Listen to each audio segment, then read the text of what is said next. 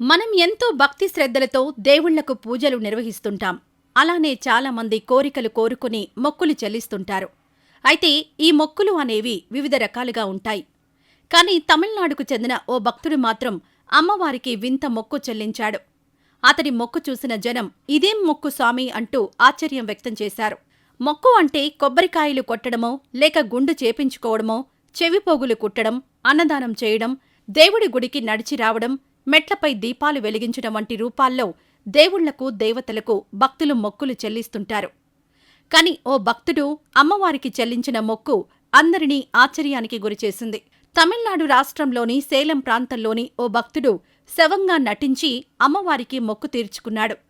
ప్రస్తుతం ఈ video social మీడియాలో వైరల్ అవుతోంది. తమిళనాడు రాష్ట్రం సేలం ప్రాంతానికి చెందిన జయమణి అనే వ్యక్తి తన కుటుంబంతో కలిసి నివాసముంటున్నాడు. ఆయన సేలంలో ఉన్న మరియమ్మ అనే అమ్మవారిని ఎంతో భక్తి శ్రద్ధలతో కొలుస్తుంటాడు. తరచూ అమ్మవారి గుడికి వెళ్లి పూజలు చేసేవాడు.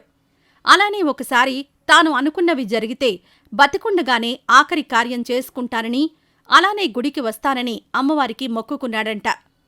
అలానే అతడి కోరికలను అమ్మవారు నెరవేర్చిందట. దీంతో తాను మొక్కును తీర్చుకునేందుకు జయమణి సిద్ధమయ్యాడు. తాను శవంలాగా మారి ఫ్రీజ్పై కూడా పడుకున్నాడు. అలానే ఆయన చుట్టూ ఆడవారు కూర్చొని రోదించారు. అలానే తన ఆఖరి కార్యానికి రావాలంటూ బంధువులందరినీ ఆహ్వానించాడు. నిజమైన శవానికి ఎలాంటి ముస్తాబులు చేస్తారో అచ్చం అలాగే చేయించుకున్నాడు.